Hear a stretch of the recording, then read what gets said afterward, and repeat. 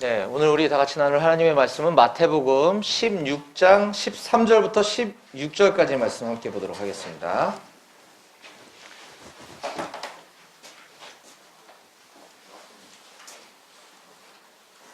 그래서 여러분들이 다 마스크를 하고 있구나. 이거 마스크 쓰고 해보려니까 이게 참 어색하네. 네.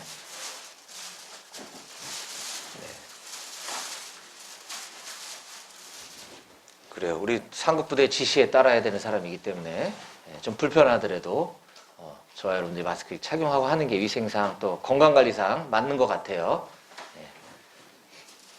잘 들려요? 이렇게 얘기해도?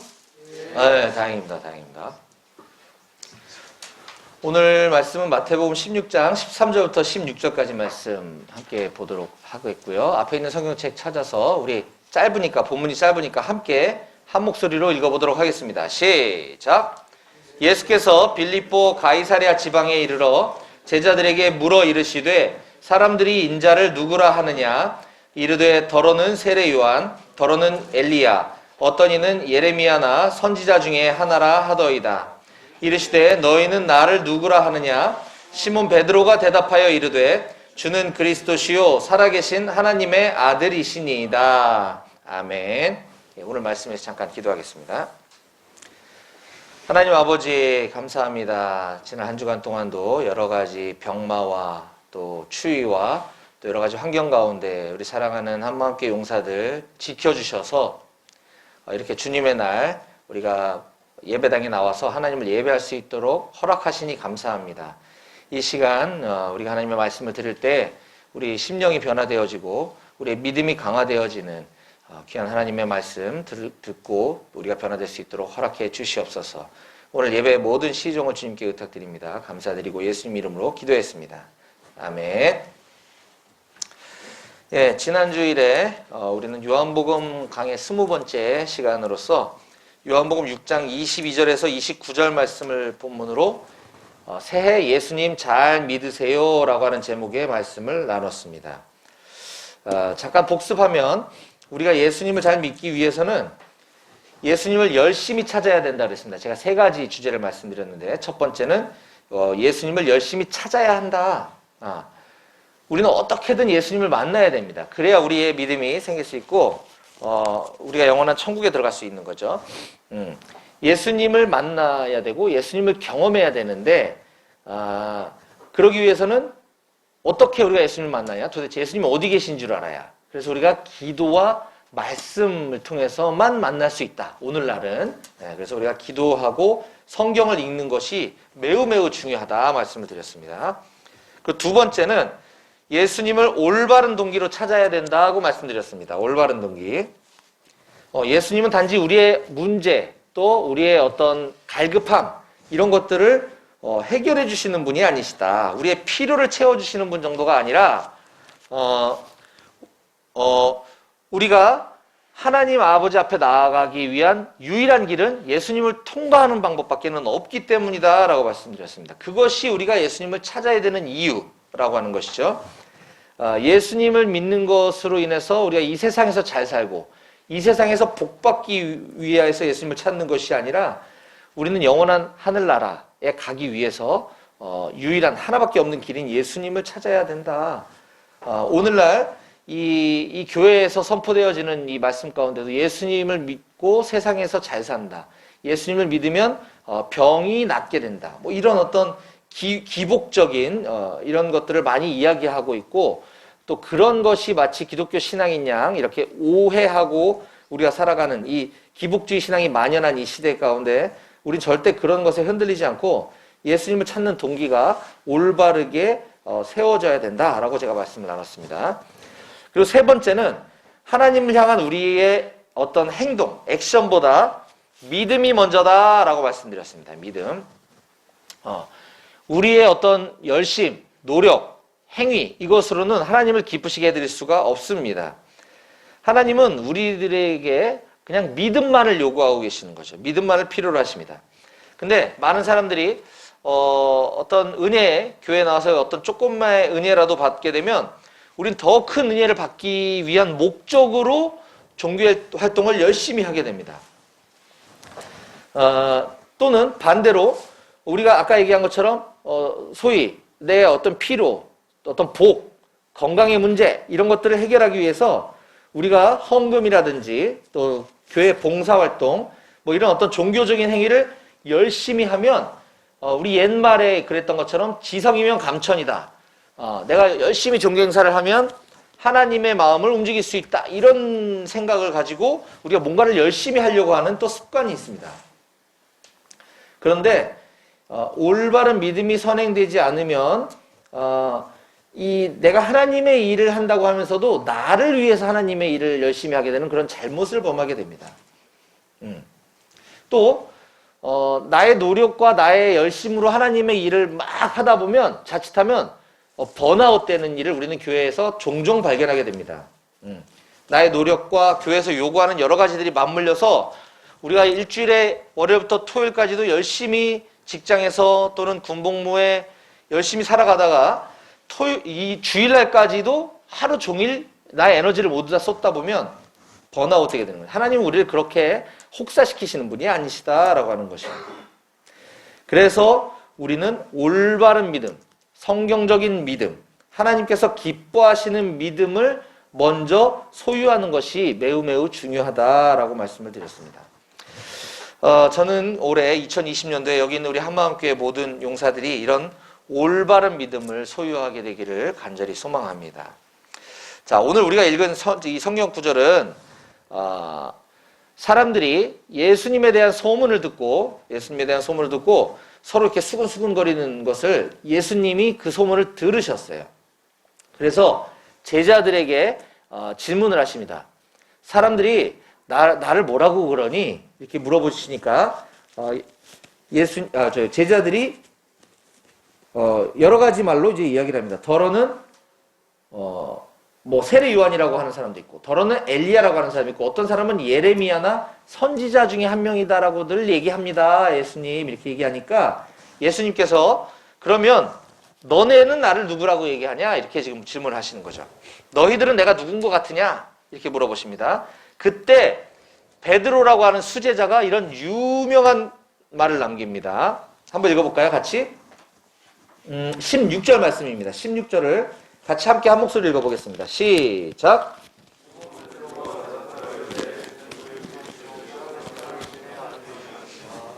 예, 아멘. 그렇습니다. 베드로가 주님은 그리스도십니다. 즉 구원자십니다. 그리고 주님은 살아계신 하나님의 아들이십니다. 라고 하는 이런 유명한 고백을 남깁니다. 그러자 예수님께서는 야, 그거는 정말 네가 얘기한 게 아니라 네가 얘기한 게 아닌 것 같다. 17절에 네가 복이 있도다. 이를 내게 알게 한 이는 혈육이 아니고 하늘에 계신 내 아버지시니라. 그러니까 너의 지금 그 고백은 네가 한 게 아니라 하나님이 너에게 그 말을 하게 하신 거야. 이런 말을 합니다.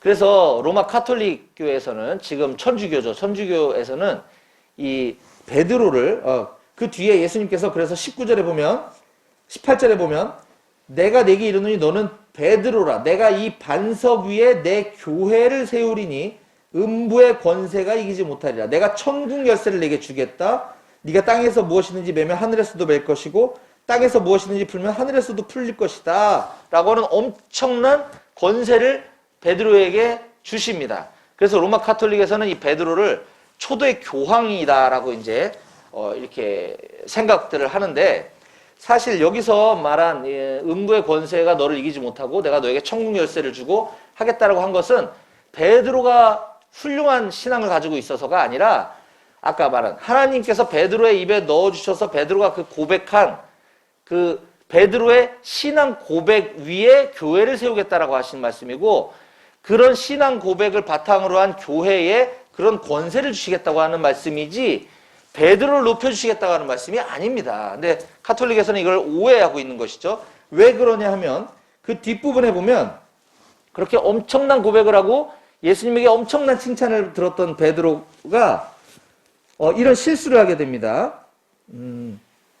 20절에 이에 제자들의 경고하사 자기가 그리스도인 걸 아무에게도 말하지 말라 예수님이 이렇게 얘기하시고 21절에 이때로부터 예수 그리스도께서 자기가 예루살렘에 올라가 장로들과 대제사장들과 서기관들에게 많은 고난을 받고 죽임을 당하고 3일에 살아날 것을 제자들에게 가르치시니 22절 베드로가 예수를 붙들고 항변하여 이르되 주여 그리 마옵소서 이 일이 결코 주께 미치지 아니하리이다 라고 하니까 예수님께서 23절에 예수께서 돌이키시며 베드로에게 이르시되 사탄아 내 뒤로 물러가라 너는 나를 넘어지게 하는 자로다 라고 엄청 무서운 말씀을 하십니다.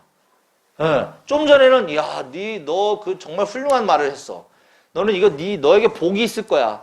근데 이건 네가 한 말이 아니라 하나님이 너에게 주신 말씀이다. 이렇게 엄청난 칭찬해 주시고 나서 불과 몇 절 뒤에 보니까 베드로 보고 사탄아 내 뒤로 물러가. 너는 나를 넘어지게 하는 자다라고 엄청나게 책망을 하십니다.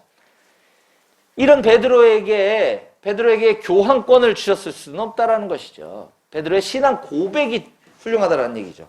여기서 예수님 왜 이렇게 심하게 얘기하셨을까? 22절에 베드로가 예수를 붙들고 항변했다. 이 얘기는 주여 그리 마옵소서 이 일이 결코 주께 미치지 아니하리이다. 이거는 주님 그런 일이 안 일어났으면 좋겠어요. 그런 일 안 일어날 거예요. 걱정하지 마세요.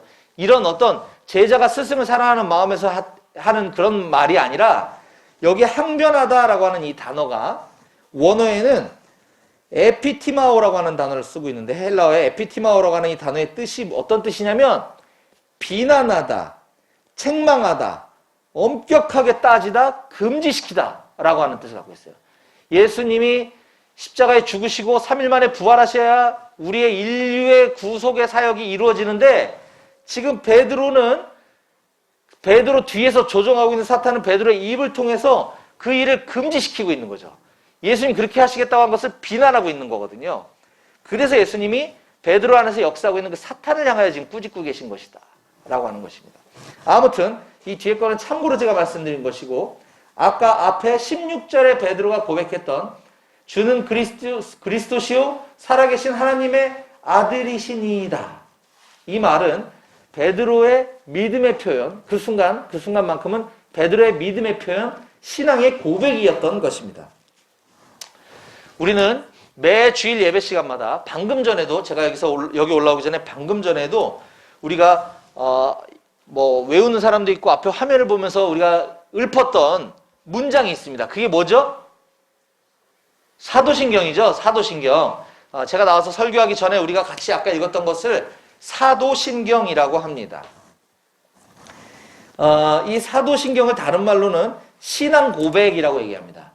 우리 다 같이 사도신경 하심으로 우리의 신앙을 고백하시겠습니다. 이렇게 얘기하잖아요.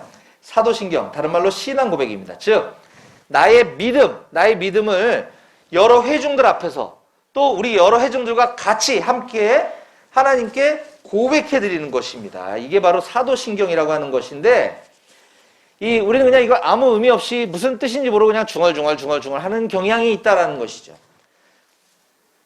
지난 주일을 제가 아까 말씀을 요약해 드렸지만 우리가 요한복음을 쭉 이어오면서 지난 주일의 강조점도 믿음이었고 요한복음 전체가 성경 전체가 우리 기독교 신앙의 핵심은 믿음입니다. 믿음. 우리가 오직 믿음만으로 천국을 간다라고 이야기했는데 그 믿음이 우리 안에 실제로 존재하고 그것을 내 입으로 고백하는 것, 이게 사도신경이라고 하는 것인데 제가 그래서 오늘은 요한복음 연속 강의를 여기서 잠깐 멈추고 그 믿음의 고백인 사도신경, 우리가 매 주일날마다 이렇게 읊지만 그것이 어떤 배경에서 생겨나게 되었고 그것이 어떤 의미를 가지고 있는지에 대해서 오늘은 조금 교리적일 수도 있지만 그 내용을, 이게 복음이기 때문에 제가 짧게 요약해드리는 시간을 여러분들에게 좀 가지려고 합니다. 그래서 오늘 제목은 사도신경은 무엇인가 라고 하는 제목으로 오늘 말씀을 나눌 것이에요. 자, 사도신경의 정의는 우리 성경책, 여러분들 갖고 있는 성경책 앞부분 맨 표지를 한번 딱 넘겨볼까요? 거기 보면 왼쪽에 뭐가 있습니까? 왼쪽에 주기도문, 오른쪽에 사도신경이라고 되어 있죠? 사도신경이라고 하고 그 밑에 영어 보이나요? 영어? 보이나요? 네, 사도신경을 영어로 The Apostles' Creed라고 쓰여 있습니다. The Apostles' Creed. 이 크리드라고 하는 말이 라틴어로 크레도라고 하는 단어인데요. 이 크레도라고 하는 말의 뜻은 나는 믿습니다라고 하는 뜻입니다. 즉 성경에서 우리가 무엇을 믿어야 하는지를 신조화해서 명문화 시켜놓은 것, 이것이 바로 사도신경이라고 하는 것입니다. 우리가 믿어야 천국 간다고 하는데 뭘 믿느냐, 이거를 잘 정리해 놓은 것이기 때문에 이 사도신경은 매우 중요한 것이라는 거죠. 자, 그래서 이 사도신경은 바로 사도, 예수님의 제자들이죠. 예수님의 제자들의 고백이다라고 우리가 정의 내릴 수 있습니다. 자, 그러면 사도신경이 어떻게 이렇게 체계화돼서 정리되어졌는지 그 유래를 제가 잠깐 소개해드리면, 사도신경은 본래 처음에는 어떤 형식이 없었습니다. 근데 이 수천 년 전부터 우리의 신앙의 선배들은 우리가 믿는 신앙이 과연 무엇인지를 고민해왔다는 거죠. 그래서 수많은 교회 안에 회의와 토론의 과정을 거쳐서 다듬어서 오늘날 같은 이 사도신경이 만들어지게 된 것입니다. 정리되어진 겁니다. 정리. 자, AD 100년경, 그러니까 주후 100년경 이 사도신경이 어느 정도 공식적으로 채택되게 시작되었고, AD 150년경에 최초의 신앙 고백으로 알려진 로마 신조에서 이것이 요약 정리되게 되었습니다. 그 이후에 AD 325년 니케아 종교회의 들어보셨나요? 우리 세계사 시간에 들어본 적 있어요? 니케아 종교회의? 세계사 안 배우나 요즘? 잊어버렸어요. 그런 게 있었어요. 381년 콘스탄티노플 회의. 이거 들어봤어요? 들어본 사람도 있고 까먹은 사람도 있어요.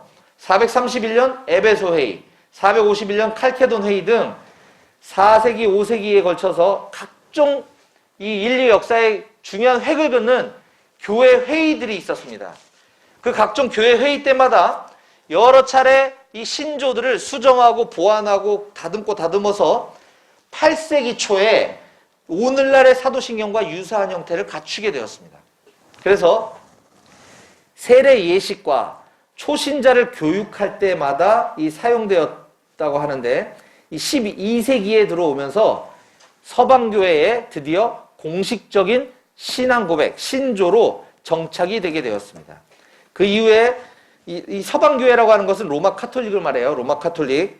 서방교회에서는 모든 예식이나 미사 때마다 이 사도신조를 낭송하였고, 성공회에서는 세례식과 만도라고 불리우는 저녁 기도 시간마다 이 사도신조를 나눴습니다. 그리고 개혁교회, 그러니까 종교개혁 이후에 탄생된 프로테스탄트, 우리 이 개신교, 개혁교회는 매주 예배 시간마다 공식적인 신조로 사용할 만큼, 오늘도 우리가 했던 것처럼 이 사도신경은 교회에 있어서 또 예배 의전에 있어서 매우 중요한 신앙 요소다라고 하는 것입니다. 자, 그럼 이 사도신경의 목적과 용도를 좀 말씀드릴게요. 이 사도신경은 왜 어떤 목적을 가지고 있는가, 어떤 때 쓰여지는가. 자, 첫 번째는 요리문답으로 사용되었는데, 이 요리문답이라는 것은 뭐냐면 그 입교를 희망하는 사람, 즉 개신교, 교회가 내가 교회를, 예수를 믿고 싶다, 그래서 교회 안에 들어오고 싶어 하는 사람, 이걸 이제 입교 희망자라고 하는데, 그들에게 교육을 시킬 목적으로 사용되어집니다. 그래서 오늘날에도 마찬가지로 세례식을 거행하기 전에 입교 문답, 입교 교육을 할 때 이 사도신경이 무엇인지를 그때 교육을 하게 되죠. 그리고 입교의 또 증거로서 이걸 사용하게 됩니다. 즉, 이 신앙 고백, 사도신경은 교회 구성원으로서 자격을 가늠하는 것으로 간주됩니다. 이 사도신경이 당신의 신앙 고백입니까? 이거는 교회 구성원으로 인정하겠다라고 하는 의미를 갖고 있다는 것이죠. 즉 신원을 확인하는 어떤 것이 표시입니다. 또 교리의 기준으로서 이 사도신경이 매우 중요합니다. 이 사도신조는 신앙을 표현하는 서론일 뿐만 아니라 이단과 구별하기 위한, 이단에 대항하기 위한 것이기도 합니다. 이단적인 교리들이 만연할 때 이 사도신경은 교회의 진리를 표방하는 결정적인 요인이 되었습니다. 빈들리라고 하는 사람이 있는데, 이 빈들리라고 하는 사람이 이렇게 얘기했습니다. 교회의 진리는 처음에는 말로 표현되기보다는 오히려 기독교인의 의식 속에 잠재 있었다. 그러다가 이 진리를 부인하는 이단이 등장하자 교회가 자신의 신앙을 깊이 생각하게 했고, 그 신앙을 조리 있는 말로써 표현하도록 했다라고 이야기했습니다. 오늘날에도 이단들은, 많은 이단들이 우리 개혁교회의 이 사도신경을 고백하는 것을 성경적인 근거가 없다느니, 뭐가 잘못됐다느니 라고 공격을 합니다. 이 사도신경을 공격하고, 이 사도신경은 문제가 있다라고 이야기하는 사람들은 우리가 조금 경계해야 될 필요가 있는 이유가 바로 그런 이유, 교리의 기준으로서 사도신경이 잘 정리되어졌기 때문이다 라고 이야기할 수 있습니다. 또 예전으로서 사도신경이 사용되게 되는데, 이 예전이라 하면 아까 얘기했던 세례의식을 할 때, 또 성찬을 할 때 이 사도신경을 사용하기도 합니다. 그리고 신앙의 체험으로서 사도신경이 사용된다라고 하는 의미는 개인적인 신앙 고백임과 동시에 기독교인으로서 어떤 체험을 반영한다. 즉 이거는 그냥 추상적으로 암송하는 것이 아니라 이게 실제로 나에게 경험되어진 것을 내가 이야기해야 된다. 이게 대단히 중요하다라고 하는 것입니다. 자, 그러면 우리 사도신경에 대해서 지금 오늘 말씀을 듣고 있으니까 아까 표지 넘겼던 부분에 보면 그 위쪽 사도신경에도 보면 위에가 있고 아래가 있죠. 예, 위에 있는 걸 한번 읽어보겠습니다. 같이 함께 위에 있는 부분 다 같이 시작. 전능하사 천지를 만드신 하나님 아버지를 내가 믿사오며 그 외아들 우리 주 예수 그리스도를 믿사오니 이는 성령으로 잉태하사 동정녀 마리아에게 나시고 본디오 빌라도에게 고난을 받으사 십자가에 못 박혀 죽으시고 장사한 지 사흘 만에 죽은 자 가운데서 다시 살아나시며 하늘에 오르사 전능하신 하나님 우편에 앉아 계시다가 저리로서 산자와 죽은 자를 심판하러 오시리라.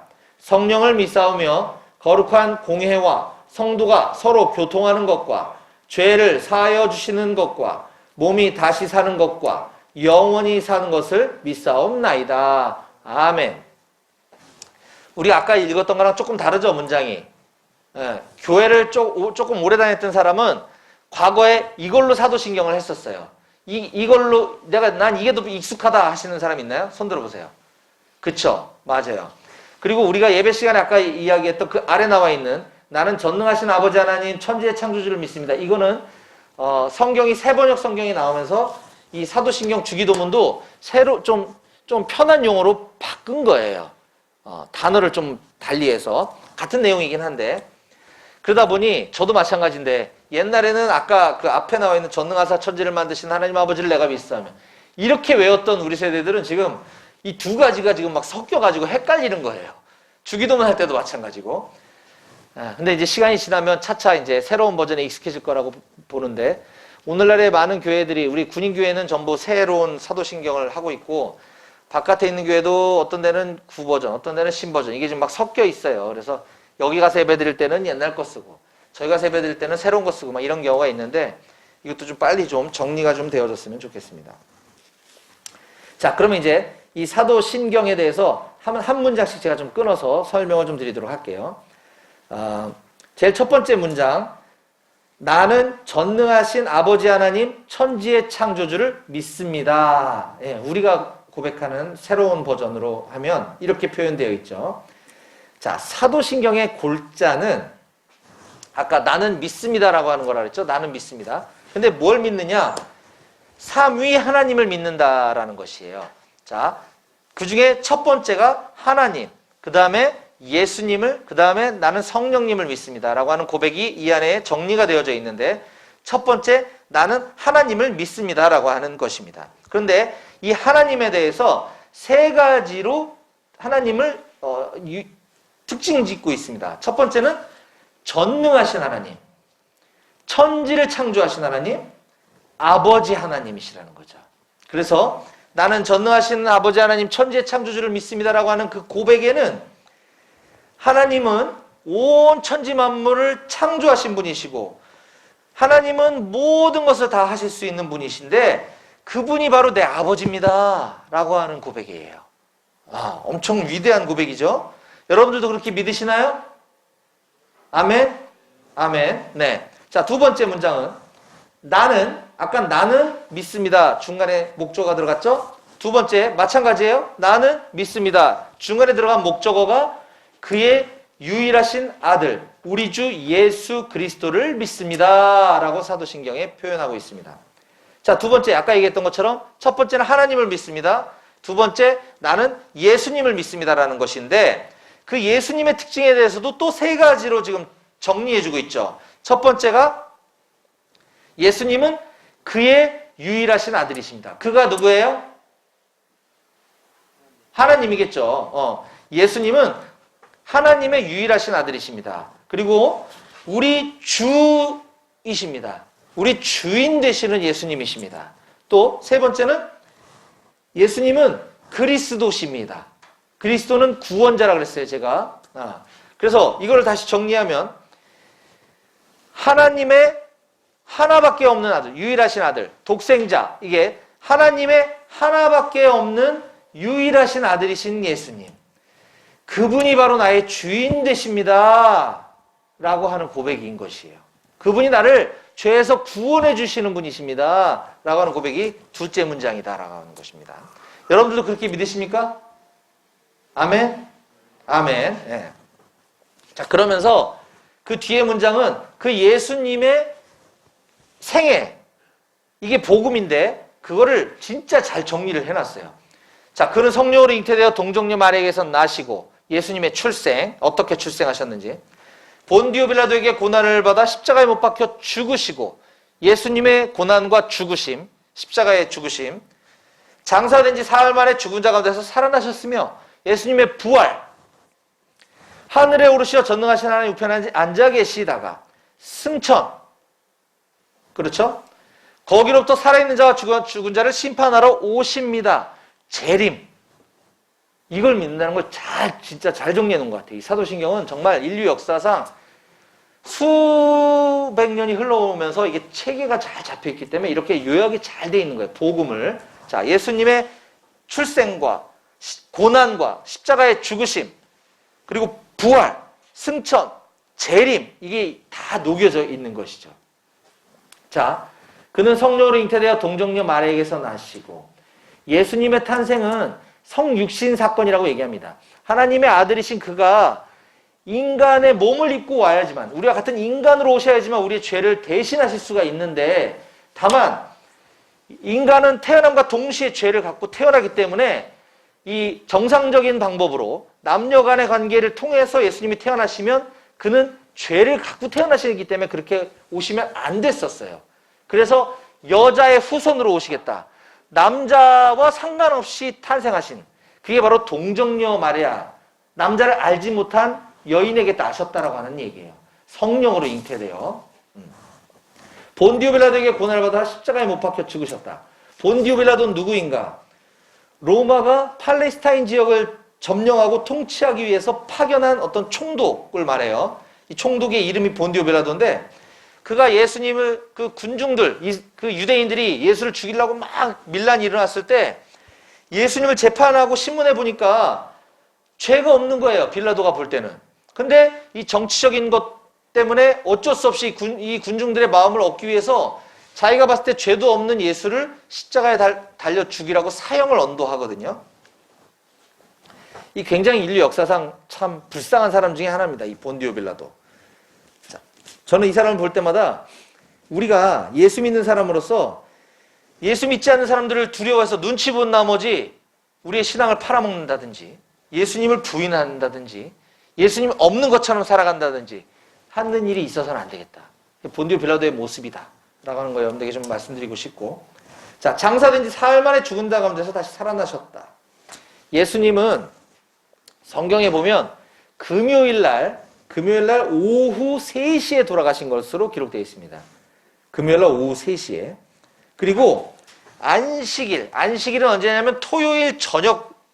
이 유대인들은 개념이 달라요. 우리는 아침에 일어나면서 하루가 시작되는데 유대인들은 저녁부터 이제 시작이 되는데, 안식일이 시작되는, 즉 토요일 저녁 해지기 전에 금요일 오후 3시에 돌아가셨고, 그 다음날 토요일 저녁 해 떨어지기 전에 요셉이라고 하는 예수님께 가르침을 받았던 그 고위 공무원이 있었어요. 제자. 그가 와서 시체를 찾아다가 자기 동굴에다가 예수님을 이 매장, 그러니까 장사를 지내주게 됩니다.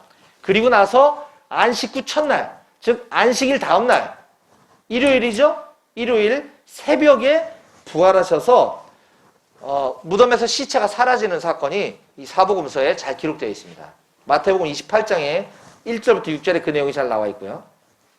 그 다음에 그렇게 부활하신 예수님께서는 하늘에 오르시어 전능하신 하나님 우편에 앉아 계시다가, 오늘 사도신경이 이렇게 이야기하고 있는데, 부활하신 그 몸을 가지고 40일 동안을 이 세상에 머무시면서 내가 부활했다라고 하는 것을 친히 여러 사람들에게 보이셨어요.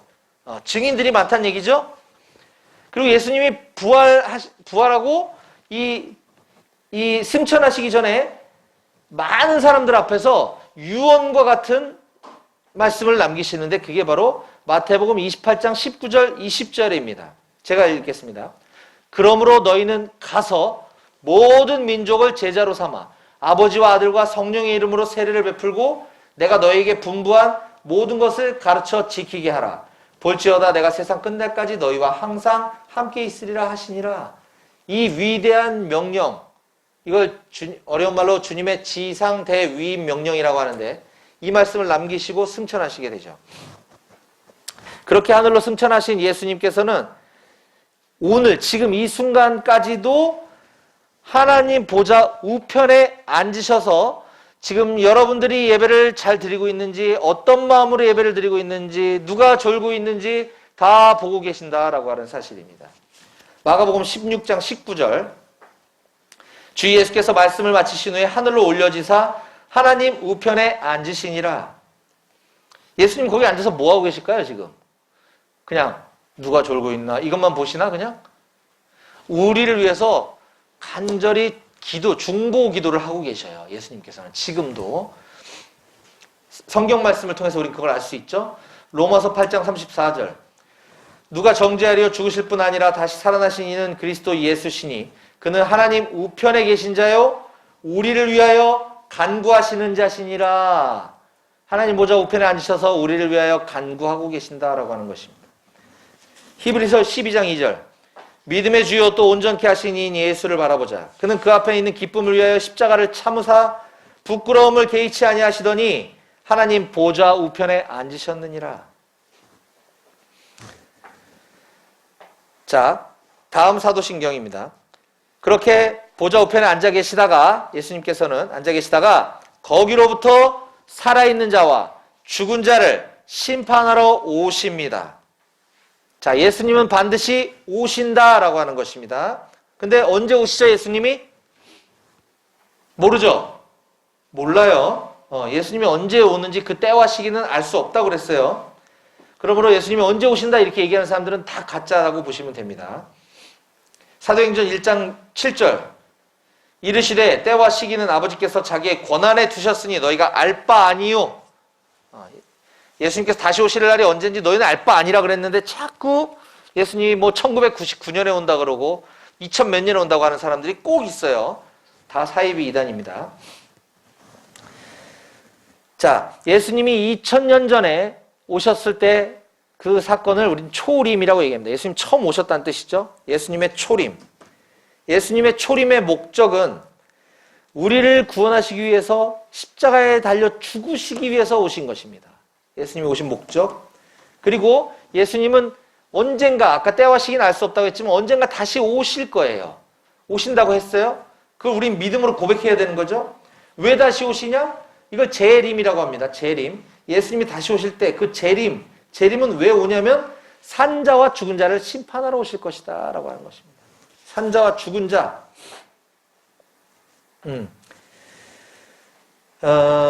예수를 믿지 않은 사람들을 심판하러 오시고요. 예수를 믿는 자들에게는 상을 주시기 위해서, 영생을 주시기 위해서 오실 것이다 라고 하는 것입니다. 그래서 우리는 예수님 다시 오실 때 말세를 두려워하는 자들이 아니라 그날을 이 설레임으로 기다려야 하는 자들입니다. 우리 모두는. 그래서 요한계시록에서는 이렇게 22장 20절에 이렇게 고백하죠. 아멘, 주 예수여 오시옵소서. 마라나타. 아멘, 예수님 오세요. 빨리 오셨으면 좋겠어요. 예수님 빨리 만나고 싶고 영원한 생명 얻고 싶어요. 그래서 다시 오실 예수님을 이 재림의 때를 두려움으로 걱정하는 것이 아니라 설레임으로 기다리는 우리 모두가 되기를 간절히 축원합니다. 아멘. 아멘. 자, 여기까지가 예수님에 대한 얘기고요. 그 다음에 나는 성령을 믿으며 거룩한 공교회와 성도의 교제와, 아까 나는 하나님을 믿는다 그랬고 나는 예수님을 믿는다 그랬어요. 그리고 예수님의 일대기에 대해서 쭉 나왔어요. 그 다음에 나는 성령을 믿는다고 지금 얘기하고 있습니다. 삼위, 성부, 성자, 성령 중에 성령님을 믿는다고 하고 있고요. 그리고 나서 곧바로 거룩한 공교회와 성도의 교제, 즉 교회 공동체, 그리고 그 교회 공동체를 구성하고 있는 성도들 간에 이 교제가 얼마나 중요한지에 대해서 사도신경은 지금 우리들에게 가르쳐주고 있습니다. 그리고 죄를 용서받는 것과 몸의 부활과 영생을 믿습니다. 아멘. 끝으로 사도신경은 우리의 죄가 하나님의 그 무한하신 은혜로 인해서 용서함을 받았다라고 하는 것을 내가 믿습니다라고 하는 고백을 해야 된다는 것입니다. 그리고 우리 몸이 언젠가 재림의 때에 예수님 다시 오실 그때에 우리의 몸이 다시 부활한다고 하는 것이에요. 이걸 사람들이 모르는 사람들이 많아요. 교회를 다님에도 불구하고 우리의 육체는 비록 썩었다가도 그때가 되면 다시 부활하게 될 것입니다. 그리고 영원히 살게 될 것이에요. 그래서 그리스도인들은 죽음을 두려워하는 사람들이 아니라는 거죠. 죽음 앞에서도 죽기 싫어서 막 몸부림치는 사람이 그리스도인이 아닌 것입니다. 그리고 아멘. 아멘은 그렇습니다. 그렇게 될 줄 믿습니다. 내가 그렇게 고백합니다. 라고 하는 뜻을 담고 있는 게 아멘이라고 하는 뜻이죠. 자, 지금까지 우리는 이 사도신경에 대해서 쭉 그 유래와 그 목적, 왜 사도신경이 만들어졌고 그 사도신경의 내용은 어떤 것들을 담고 있는지에 대해서 제가 쭉 정리해드렸습니다. 우리가 지금까지 예배 시간마다 읽거나 또는 암송했던 이 사도신경이 마치 무슨 주문을 외우듯이 그렇게 중얼거리기만 했다라고 한다면 이제 오늘 들은 말씀을 잘 기억하면서 앞으로는 그 고백이 나의 믿음을 반영하는 여러분들 각 사람의 고백이 되기를 주님의 이름으로 간절히 축원합니다. 아멘. 그래서 오늘 서두에 우리가 읽었던 베드로의 신앙 고백, 주는 그리스도시요 살아계신 하나님의 아들이십니다 라고 베드로가 고백했던 그 고백처럼 이 사도신경이 우리의 믿음을 표현하고 하나님께 직접 올려드리는 그런 신앙의 고백들이 다 되어지시기를 주님의 이름으로 간절히 축원합니다. 아멘. 기도하시겠습니다.